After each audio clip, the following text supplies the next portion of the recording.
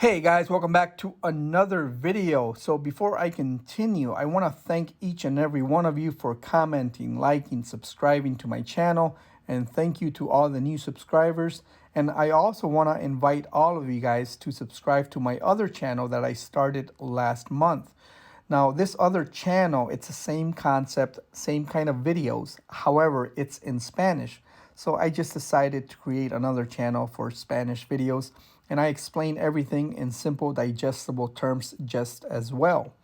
Now, if you don't understand Spanish, just subscribing to it, even if you want to turn off the notification button, I'd be really appreciative of that. And I appreciate you guys watching this channel as well, liking, commenting, and thank you to all the new subscribers. And I hope you guys are having a wonderful week and making a lot of money, taking advantage of the dips here and there. Now, in this video, I wanted to focus on maybe the new investors or people that have never traded options whatsoever, or maybe even curious about trading options but don't know where to start.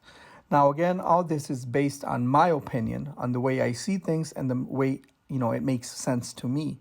I'm going to do a little bit of comparison as to a strategy with options and something that you're probably doing already anyway. Now, let's say, for example, on American Airlines, you're looking to buy American Airlines. And this is an example on the stock. You don't necessarily have to, do it on the stock. Just pay attention to the strategy so you can implement this strategy on other stocks that you like. So let's say we both like American Airlines. However, you are waiting for a dip, a cheaper price so you can get in and buy maybe for the long term or shorter term even. Now, you go ahead and put in a buy limit order. Now, what this does is basically, let's say you're putting in that if American Airlines drops, let's say, to $12.50, this order will execute and buy the shares for you. Now, you can put in, an amount of shares that you're willing to buy. You can put 1, 2, 3, 5, 10, 100, I don't know, however you want, right? But this order will execute once American Airlines hits that target price that you're willing to pay for it. Now, the other thing that you can do, which is, in my opinion, almost the same thing. I say almost the same thing because only a few things differ. Now, that is your trade. That is your buy limit order. Now, I go ahead and do exactly the same thing. Now, this is my limit order. Okay, now this is the way you got to look at it. I made a video specifically talking about this strategy. I'll leave a link down below as well. But this is the way you got to look at it as well. Now, I'm going to do October 30th as an example. This is an expiration date. This is my buy limit order between this certain amount of time. And again, the combinations, we would sell a put option. Now, the difference, one big difference between this and what you did is that I have to buy at least a minimum of 100 shares. Now, I'm going to do the $12.50 put option. So what this contract means is that for one contract, I'm going to be willing to buy American Airlines at $12.50 if it drops below $12.50. So basically, this would execute to buy me 100 shares at $12.50. However, when it comes to options, in options, they talk more about getting assigned to buy the shares. To me, this is basically a limit order. So it's actually the same thing, except you're buying as many shares as you want. In this case, you'd have to put the money to buy 100 shares at a time per contract. However, this is another big difference. I'm getting paid for it. You're not. So let's say you buy American Airlines at $12.50. Your buy limit order executes. And let's say, for example, you put it in to buy 100 shares, right? So now you own 100 shares at $12.50. And let's say American Airlines drops to $12 per share all of a sudden. So you took the same risk I'm taking. When we buy stock, we're both taking the same risk that the price of the stock can drop even temporarily. So right now you're at a capital loss.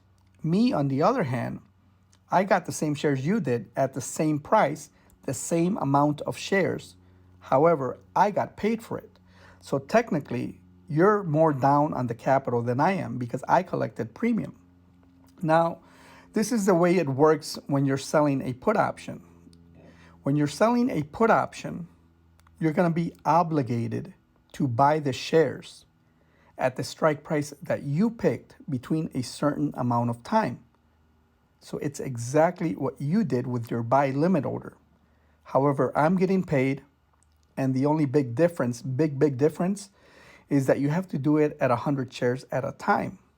Now, of course, each stock is going to differ in price. However, let's say you're looking for long-term, maybe capital growth, dividend portfolio. It doesn't matter. You've been wanting to buy the stock. However, you did a buy limit order. I did a sell put order.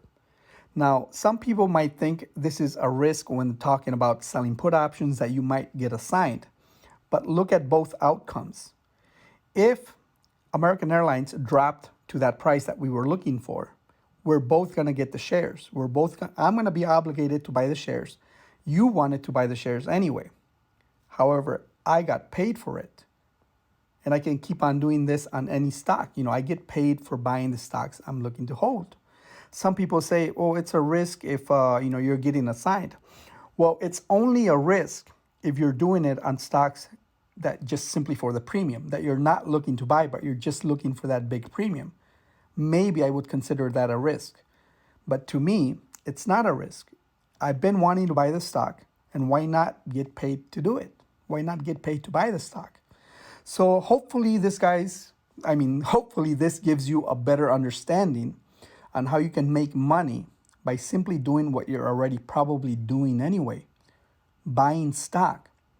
This is a great strategy, in my opinion, for all of you guys to buy stock that you're looking to buy for the longer term. And again, the big gap here, or the big difference, is that you have to do it at 100 shares at a time. So you have to have the money in your account to put up as collateral. That is the only big major difference that I see.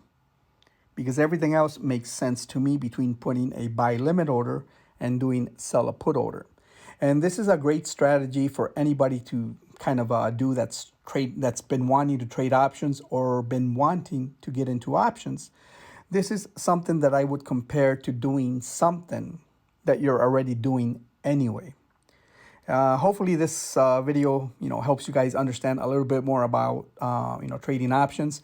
I would recommend this to start off with for simply doing something that you're probably doing, like I said. So if you guys have any questions, comments, concerns, please leave a comment down below. And until then, I'll see you guys on the next video.